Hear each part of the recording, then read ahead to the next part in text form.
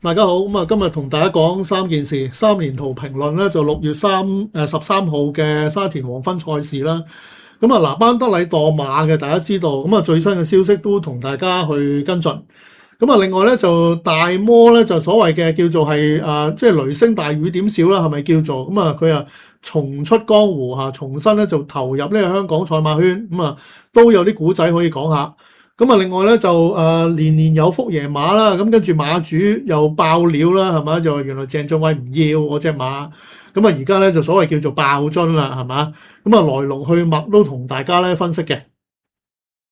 嗱，首先都講班德禮墮馬嗰度啦，咁佢第6場騎嗰隻準風雲咧就墮馬嘅。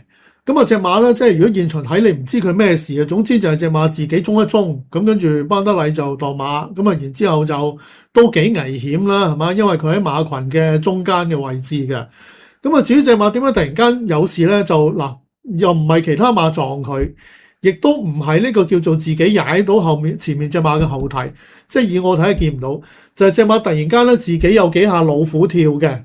咁跟住就衝向前，俯首前跪，咁跟住就慣低。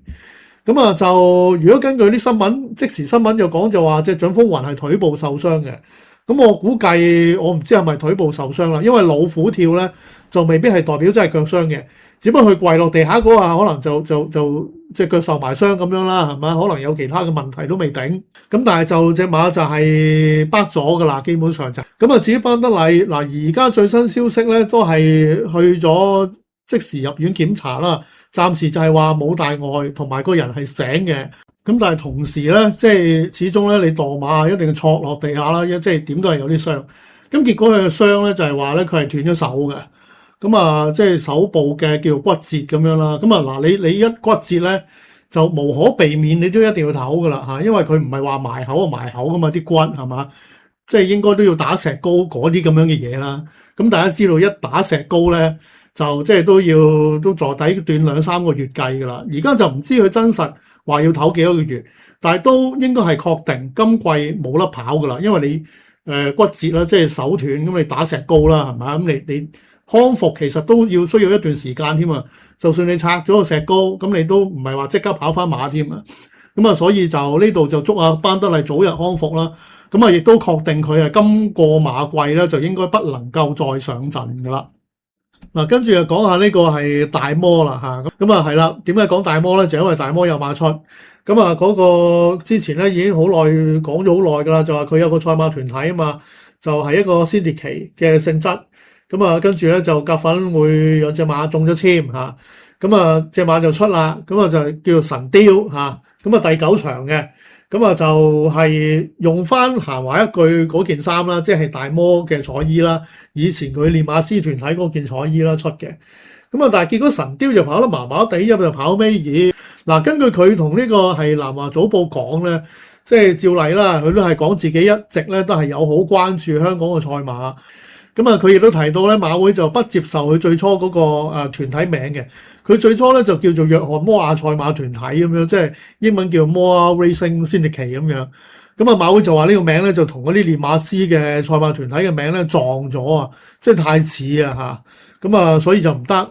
其實呢個就背後都有個潛台詞啦，就係話咧，你即係連個名你都唔可以似練馬師啊！莫講話你諗翻嚟香港翻閹做練馬師啊嚇，連個名似啊，諗下都唔得啊！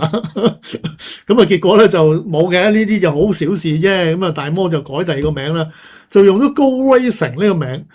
高 Racing 咧其實馬會都成日用喎，呢啲名係嘛？都唔緊要啦嚇。原來佢亦都後來先知道咧，亦都同紐西蘭嘅一個大嘅先烈期、大嘅賽馬團體咧係撞咗名嘅咁樣。個團體有8個人，佢揾咗另外6個人啦，跟住就大摩自己佢兩公婆咁樣啦嚇。而點解呢隻神雕今次出又好似冇乜新聞講佢咧？因為大摩而家唔喺香港啊。如果大摩今日喺香港，咁佢會入馬場啦，咁鏡頭又會影下佢啦，係咪自然？但係就冇。所以神雕咧今日就叫做低調咁樣去初出嘅啫，咁樣咁跑出嚟嘅名次亦都一般啦。而呢隻馬本身咧，嗱，即係應該係話佢呢個團體咧本身就唔係正選嘅，即係喺呢個抽馬主籤嘅時候，後來因為 PP 籤咧就候補都升做正選，咁跟住咧佢就有份嚇。咁啊最初咧就即係其他先烈旗嘅成員咧就話：喂，係咪交俾告東尼練㗎咁樣？咁意思就大家都知啦，因為告東尼同大摩係親家嚟噶嘛。告東尼個女就嫁咗俾阿佐治摩亞，又唔係老嗰個啦，當然係即係阿大摩個仔又叫佐治摩亞噶嘛咁樣。哦，隻馬一定係擺告東尼啦，親上加親啊嘛。但係結果就唔係，就擺咗呢個尤達榮嘅，大家知道啦。咁啊，而佢嘅講法就係話咧，因為佢同阿岳敦咧，同阿岳敦好熟咁樣啦，佢叫做咁啊。岳敦就係阿尤達榮個舅父啦，係嘛？咁啊，於是咧就因為咁樣咧，就對佢哋嗰個家族咧就好尊敬啊大摩嘅講法啦。咁所以咧就一開始咧佢就諗住將隻馬係俾尤達榮噶啦。咁啊嗱呢樣嘢咧即係講出嚟咧，大家會覺得可能會唔會話誒係咪告東尼同阿大摩其實就口和心不和嗱？其實就真係未必嘅。即係不論馬圈嘅工作也好，或者其他行業也好，即係正所謂啊父子啊一齊都未必一齊合作啦，兄弟亦都未必一齊合作。咁更何況只係親家係嘛？即係有時亦都調翻轉咧，你親家合作反而尷尬。即係如果譬如話隻馬輸咗，咁跟住問下告東尼，你又唔敢質問佢喎，係咪先啊？即係反為係會麻煩都未頂嘅，未必一定係好嘅。咁所以呢一種咧就話唔同自己人合作，反為揾街外人，即係唔出奇嘅嚇，經常發生，亦都唔係話代表有啲咩關係上嘅問題。嗱咁啊，而呢個神雕咧，其實都幾有來頭㗎。佢嗱應該咁樣講，佢喺外地咧都跑一啲級制賽表列賽嘅，咁都近嘅。咁啊啲獎金即係賽事獎金又高啦，咁變咗馬會俾個分啦，一定唔會太低啦。雖然嗰啲係3歲賽事啦，但係都城市賽獎金都10幾萬澳洲紙、20萬澳洲紙起跳咧，咁呢啲一定唔會俾得太低分嚟。但係以一隻3歲馬嚟講，要喺香港孭重3班，咩中上榜去對住一啲能征慣戰，由4班升上嚟，至少有啲基本能力嘅馬匹咧，唔係咁容易。咁所以神雕咧，即係暫時都係跑住先啦，係嘛？咁今日呢個尾二嘅賽果調翻轉，亦都唔係咁出奇。即係唯一出奇咧，就係尤達榮點解安排呢個神雕咧？初出就跑泥地啦，係嘛？因為呢隻馬佢喺澳洲又冇乜泥地積，大爛地佢又跑得好過嘅。咁但係唔代表話你大爛地澳洲嘅大爛地得，嚟到香港嘅泥地一樣會得噶嘛，係嘛？咁但係就大摩就對呢樣嘢就冇不滿嘅，就話完全信賴尤達榮。咁啊，同埋佢都知道隻馬評分係幾高咧，咁所以就係話而家隻馬都係3歲啫，咁啊希望隻馬4歲咧就應該可以大放異彩咁話。咁啊，今次係叫小試牛刀啦。咁如果下次出大摩翻咗嚟香港，咁可能就又成為大家嘅焦點。咁到時可能咧就會有更多話題都未定啦。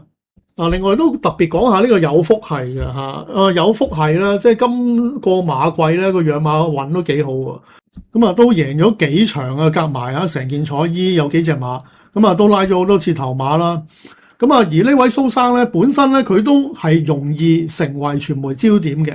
咁啊，因為兩個原因嗱，咁講第一個先啦，就因為咧就似乎有好多賽馬新聞咧，都往往會發生喺佢嘅身上。因為之前咧又試過，譬如話全力支持一位騎師，咁跟住又冇再合作啊，咁啊跟住有啲馬又轉馬房啊，咁啊令到大家好多嘢講嘅。咁譬如話之前就係佢全力支持賀銘年啦，咁啊支持田泰安啦，係嘛？咁啊而家都冇嘅。咁啊另外今次嘅轉馬房啦，即係呢隻叫做係年年有福啊！咁啊贏馬啦，係嘛？今季贏第3場啦，已經原來。咁啊佢賽後接受訪問就話，本來係鄭俊偉唔要嘅，即係意思係建議佢退役嘅。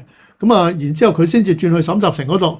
咁啊，即係咧，好似咧，即係話爆咗鄭俊偉一樽咁樣啊！第二樣嘢咧就係話咧，呢位馬主蘇生咧，佢就都係叫做馬主之中啦，都叫幾樂意接受傳媒訪問嘅人嚟嘅。除此之外咧，佢更加係所謂嘅知無不言，言無不盡啊！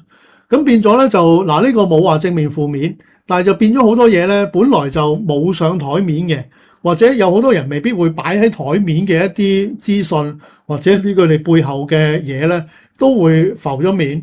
咁啊，自然係 juicy 啦，有話題性啦，係嘛？即係調翻轉，譬如話有啲人接受訪問，佢未必會全部嘢講晒嘅。即係譬如話騎師練馬師啊，嗰啲離合啊，或者馬主同練馬師嘅合作啊，諸如此類，中間好多細節噶嘛，未必會講嚇，因為就未必需要講晒啦。二來講咗反為未必係好事嘅。咁啊，所謂嘅會有所保留啦。咁啊，但係蘇生咧就冇乜保留嘅，佢就即係純粹佢自己角度出發，同埋佢係講事實，咁亦都唔會收埋啲事實唔講。咁所以形成咧好多佢背後佢話佢同練馬師或者騎啲師嘅合作嘅好多嘅嘢咧都浮咗上面，咁啊令到大家咧就覺得好有話題性咁解咯。實在就調翻轉好多馬場入面嘅合作關係啊，或者所謂支持呢個唔支持嗰個一啲嘅離合咧，就經常發生嘅亦都係好小事。即係如果下下都講咧，就只不過阿蘇生咧就唔介意將呢啲嘢咧就係浮上面拎出嚟同大家分享，就咁解嘅啫。所以就令到大家覺得就佢好似特別多呢啲嘢咁嘅意思嘅啫。咁而嗱，以我小弟我嘅經歷啦，即係我係見過呢位馬主同佢嘅太太。咁啊，點樣為之見過咧？咁啊意思，譬如話每次入場佢都係兩公婆咁樣入噶啦。其實佢哋參與賽馬性質咧，即係我會形容就好似譬如話一啲退休咗兩公婆，咁啊跟住就有閒錢、有閒嘅時間，跟住就去上遊輪或者去娛樂場咁樣，咁啊叫過日神嘅啫。咁啊贏定輸咧，其實就真係冇乜所謂嗰一類咁嘅參與賽馬。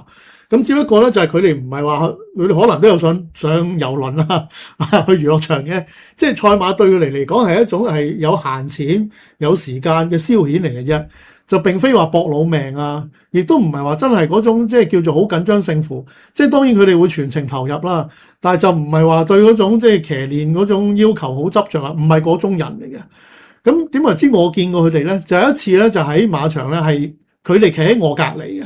就係賽事進行緊嘅時間咧，就係佢哋有馬出，咁跟住咧就係嗌馬，而我係佢喺佢哋兩個隔離，咁佢哋當然唔識我啦，係咪？我識佢哋啫，而我係甚至咧係睄到佢哋張飛嘅嚇，咁亦都唔好以為啦，大家啦，即係可能有啲人有啲迷思咧，就覺得馬主有消息嚇，或者個資訊多啲就買好大啦，係嘛？贏到盡啦咁樣，就唔係嘅，4位數麗飛支持咁樣啫，嗰隻馬咧。就係季初啊，爆大冷啊，嗰隻天天有福啊，咁啊就我就企喺佢哋隔離，咁啊睇住佢太太咧喺度就嗌啦即係佢係唔係叫隻馬加油啊，佢叫仔仔加油喎咁樣，咁啊跟住仔仔上啊咁樣仔仔加油啊咁樣，咁跟住贏咗，咁啊兩夫妻就歡天喜地就即衝落去沙圈拉頭馬啦咁樣，咁啊係好睇得出佢哋嗰種即係純粹參與賽馬熱情啊，即係贏馬好開心咁樣啦，係咪？少少麗飛支持下就當過日神啦，就並非話嗰種咧要搏老命嗰一種嘅。咁啊，至於阿蘇生就經常好樂意接受傳媒訪問，咁亦都係一個享受賽馬其中嘅過程嘅一個環節嚟嘅啫。咁啊，而佢作為馬主，佢覺得自己佢有權利去表達啦，有權利去講佢知道嘅嘢啊。咁事實嚟噶嘛，咁點解唔講得啫？係嘛？咁調翻轉。佢或者佢冇心，或者佢唔係話想去數鄭俊偉或者唱下鄭俊偉㗎。咁鄭俊偉真係叫佢隻馬退役啊嘛，建議。咁跟住佢唔想退役，咪轉馬房咯。咁啊轉馬房有驚喜咯，贏3場咯，就係咁簡單咯。就唔係話大家諗嗰啲咩大馬主嘅氣焰啊，跟住就成日發脾氣換騎師換練馬師啊，絕對唔係咁樣嘅。以我知道嚇。即係馬圈嘅合作或者離合啦都係好平常嘅事。即係有啲事件係可以討論下嘅，但係即係都係嗰句啦，冇必要係將所有嘢都放大嚟講啦。又或者無中生有啦，係咪？我哋唔係知情嘅人士，係嘛？裡面發生啲咩事我哋又唔知網作評論亦都係不適宜嘅。咁啊，今次咧就去到咁多先，多謝大家，下次再見，拜拜。